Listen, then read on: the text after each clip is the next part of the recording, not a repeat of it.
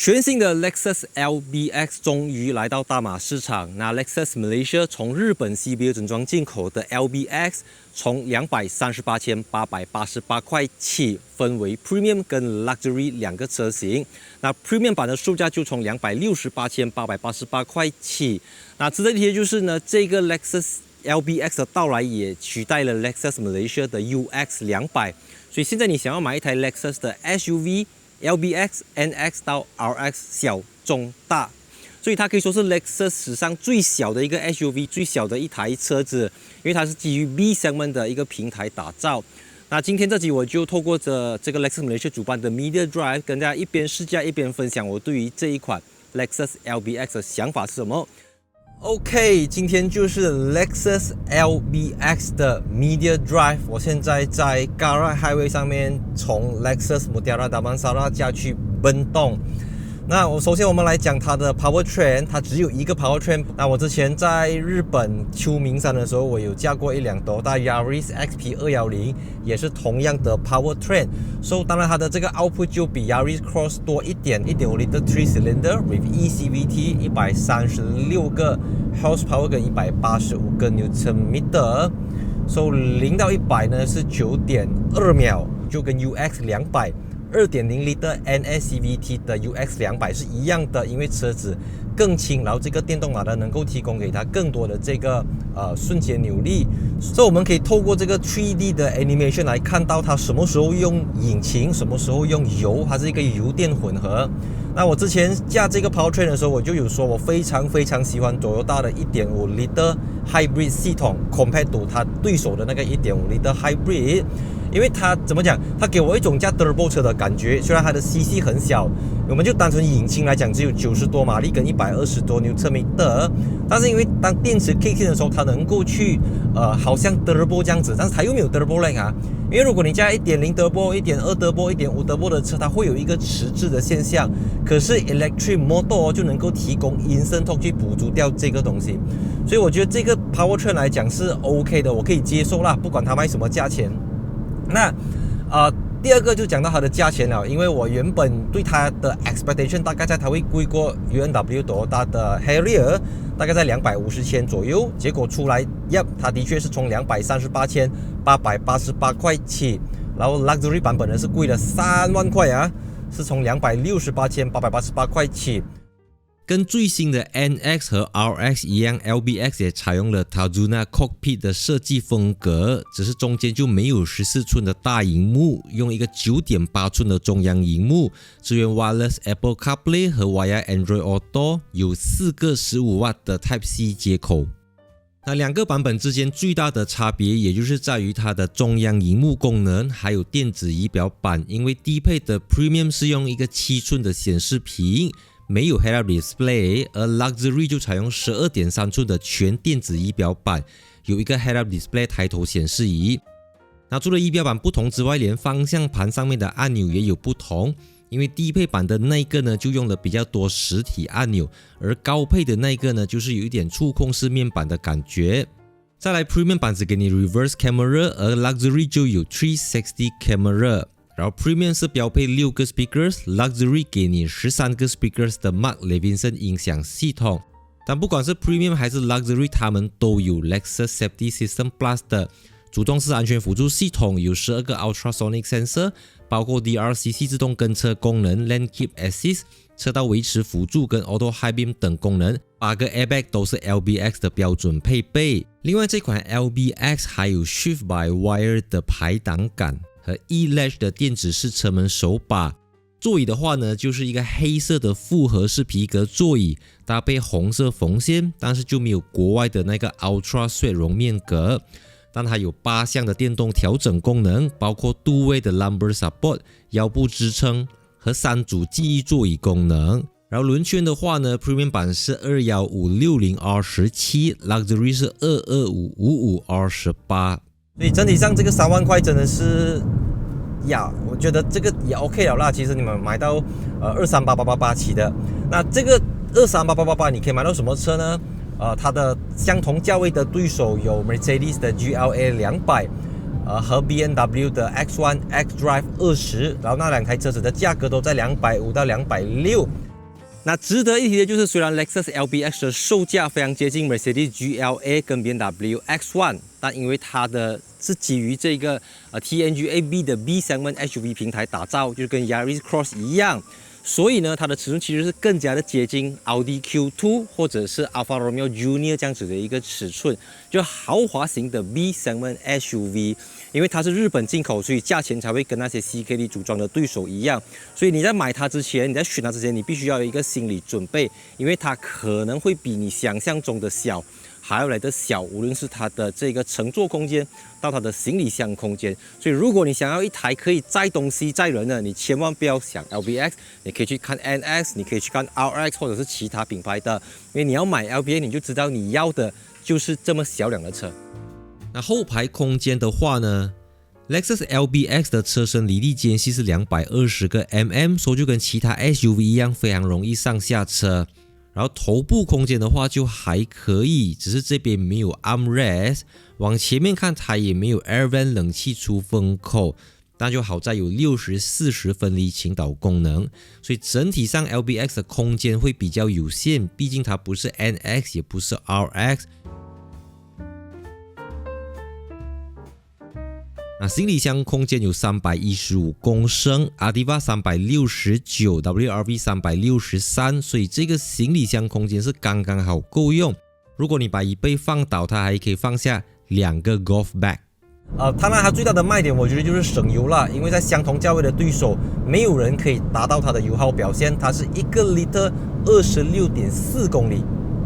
没有听错，是26.4公里，非常非常的夸张啦。对于一个 SUV 来讲，车重差不多在1300公斤左右，可以做到这样子的表现。所以我想起我之前在日本的时候，我用这个 Powertrain， 我1个 liter 可以走差不多32公里，非常非常夸张。不过那时候我驾的那个是 Yaris， 轮圈比较小，然后整个 spec 上面用的是铁 rim 啦，加速。但是它就没有 Sport Mode 啦，它只有给你 Eco Mode 跟 EV Mode。那 EV Mode 顾名思义就是纯电动模式，但是它不是 PHEV 啊，所以它不能够什么纯电动行驶20-30公里 ，No such thing。它主要是给你在松开油门，在 cruising， 在 sailing， 在下坡的时候，或者在 car park 低速的时候，红绿灯起步的时候，它可以用这个马达去补足掉车子的这个起步，会损失掉很多的动力。当然，这一引擎是 M15A FXE， 它具有高达41% 的 thermal efficiency。那thermal efficiency 热效能就是说，通常一个引擎从汽油转换到能量传到你的轮轴，它间中会损失掉，会有 power loss， 会损失掉很多的能量。那41% 就代表它能够有效的去利用这么多的这个油。我从刚才 Mutiara Damansara 驾到这边。我觉得车子的隔音我是能够接受的，虽然它没有真的是到 NX、RX 那种 level，but 我没有从窗口或者是缝隙听到那种什么风切声，很多很微弱的那种风声，说法是没有啦。那它更多的是这个引擎，当你在高转的时候加速。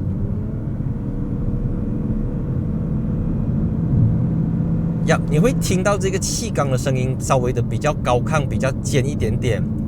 那 UX200 就不会这么大声啦。然后再来的话，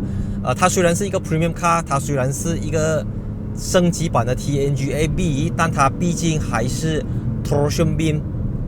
非独立悬挂，就是扭力梁悬挂。所以这个 Torsion Beam 呢是大好大坏啦。好的话就是在路面很平坦。在 highway 是 OK 的，但是如果路烂或者你在一些 concrete road 的时候，你会 feel 到这个torsion beam 还是 torsion beam 啦。那值得一提的是 ，front wheel drive 的 LBX 用 torsion beam， 但 all wheel drive 的 LBX 用 double wishbone 多连杆悬挂。另外，为了加强 LBX 的刚性 ，Lexus 在车身多处都用了高强度的高张力杠板，还有铝合精致的引擎盖，而不只是换一个 logo 的 Yaris Cross 而已。那 Lexus 也为 LBX 加入了更多的隔音材质和吸音材质，配合空气力学设计的车头，降低行驶时的空气阻力，提升行驶时的竞速性，也改善了油耗表现。这也是一直以来 Lexus 和 Toyota 之间最大的差别。然后 handling 的话，我觉得是可以接受的，因为它的离地间隙也大概是在200个 mm 左右，所以刚才我们过入 bump 的时候是车子不需要说真的放到很慢啊。当然这个也是所谓的 crossover 小型 SUV 的一个优点这样子。那我相信讲到这边呢，你可能从背景音乐都一直会听到这个引擎一直在那边呜哦，因为这是山路，我们要一直去加大这个油门力度，你就会想啊，这样子的 1.5L 的 Hybrid， 这样子的空间大小，这样子的车身，为什么我要花238千到268千 ？Right？ 那事实上是这样子的，因为这个车子它是 CBU from Japan，so 它是 made in Japan， 在日本组装，所以它还是要给 Excess Duty 跟 Import Duty， 就不像那些在 CKD 本地组装的 Mercedes、GLA 或者是 BMW X1 这样子，所以它是一个 CBU 的车型啊，很重要。所以你给的这个238,888块里面掺了很多的 Luxury Tax 豪华税、奢侈税。因为 Lexus Malaysia 同样提供给你看朗高域的价钱，那这台车子在朗高域的价钱大概是170多千而已，所以从170多千跟280多千，你就能够知道这个钱包含了些什么东西。那讲回来，它的 target audience， 它的 potential buyer 啊 ，Lexus Global 的目标是每一个月要卖3500辆。那这3500辆里面呢，有2000辆是欧洲市场，有1200辆是日本 domestic market， 然后最后300辆才是由 Australia 跟 Southeast Asia 去补齐它。也就是说呢，在东南亚跟澳洲每一个月它的 target 也只是300辆而已，它的主要受众，它的市场还是在欧洲、在意大利、在法国、在英国等等。因为这个车子在欧洲可以说是大受欢迎。那你如果到过欧洲，你就会惊讶于马路上的 Yaris Hybrid 或者是 Yaris Cross 之多。而这个 Toyota Yaris XP210 它也获得了 European Car of the Year。所以这个 TNGA-B 跟这个 Powertrain 在欧洲是非常受欢迎，也经得起市场的考验。当然我知道你不能用欧洲市场的价格来衡量，因为在欧洲肯定它的价钱跟GLA 等等会有一点点的差异，或者是差不多。可是，在 Malaysia 它就会变成说，它卖比别人贵一个 segment， 这也让 Lexus Malaysia replace 掉这个 UX 了。那再来，因为它是一个 HEV Hybrid， 所以它具备了多大的 B mode， 就所谓的 Brake mode， 它有点像电动车的这个 Single Pedal mode 这样子。当你松开你的 Throttle Pedal，它就会车子缓缓的降下来。那这个在很像这样子塞车走停走一点停一点的时候非常好用，因为你不用一直去踩 brake， 你一直去踩 brake， 乘客司机都会 feel 到很不舒服、很不协调的感觉。那 Single Pedal Mode 就能够解决这个问题。好像我上一次在 Hokkaido 驾 Toyota Prius 的时候，我全程都在用 B Mode， 因为这个雪地啊，我又用这 Winter Tires， 所以我需要这个Decelerate 来去帮助车子找到一些 grip， 找到一些抓地力这样子。所以我们现在把它推回去这个 D mode， 可以加速。所以今天这一期短短的 Media Drive 试驾哈，我的 conclusion 就是我觉得这个车子，刚才我问了 Lexus Malaysia 啦，他们的 sales target 是多少？for 这个车子，他们target是2024年的销量。要卖1000辆，2024啦，现在已经是 Q3， 差不多7、8月了，所以剩下几个月它要 hit 到1000辆，我觉得这是蛮有挑战，不过也在合理啦，也在这个合理的范围里面，不会说太过好高骛远这样子，因为毕竟 Lexus 嘛，你知道吗？在马来西亚它从来讲究的不是像那些其他的豪华品牌这样子，它就主要是非常清楚知道自己的定位、自己的客户群，他们 target 的人是哪一些客户群。所以如果你是家里面有 Alpha， 你已经对 Toyota 的耐用性你已经对 Lexus Malaysia 提供的 Warranty Service 非常满意的话，然后你又觉得 NX250 或者 NX300 太贵，你不需要这么大的动力，你只需要附近价买菜而已，然后你也不 care 车子的尺寸，因为你家里肯定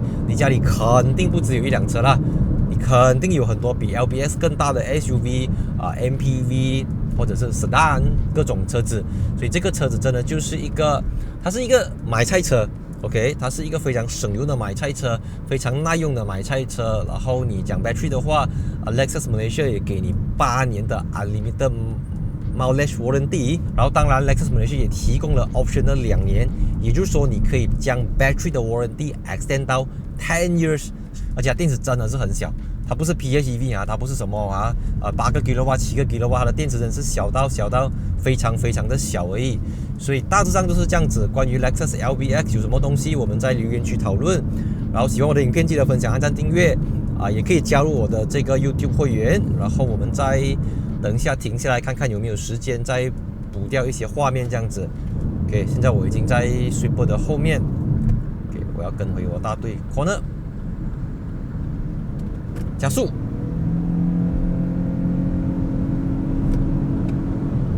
OK， 还是偏大声啦，因为它是 bonnet 是用 aluminium 嘛，所以整体的隔音上还是会跟 Yaris Cross 有一个差别这样子。Alright, and see you in my next video. 3, 2, 1, cut. 我现在坐在 Lexus LBX 的后座。那我们都知道 LBX 是一台小车，一个小型 SUV， 只是这个小到底有多小？多小叫做小？像 CHR Lexus UX 那个小够小吗？还不够小，还有更小的 LBX。So 它就跟 European Market 的 Yaris Cross 差不多一样的轴距、尺寸等等。所以坐在后面，我觉得最明显的这个地方就是它的椅背非常的直到你是不能够去调整它的 level， 没有，就是一个 level 非常的直。然后这边又没有这个 armrest， 它没有扶手，因为它是整片这样子60-40分离倾倒，可以去后面拿东西。我现在碰着我的车尾门就可以imagine这个车子到底有多小辆。然后腿部空间的话，我觉得倒还好，因为这个车子它不是 EV 地板隆上来嘛，所以我觉得要翘脚等等是可以的啦。只是椅背真的是很斜。然后如果当椅背斜的时候，通常我们会这样子做嘛，通常勒背一点点这样子做，然后你的膝盖就顶着前面的椅子啊。所以就像我前面讲的，这是 Lexus LBX 不是一个拿来载人的车。你搞不好你就直接把这个椅子放倒下来，给它变成一个coupe就好了，连这2个门都可以不用了。只是质感上，当然它是作为一个 Lexus， 它更加的豪华。你看这边有这个 Mark Levinson 的 speakers， 还有 E-Latch door system 还有它的车包缝线等等，包括前面的椅子就跟其他的 Lexus NX、RX 差不多一样的感觉。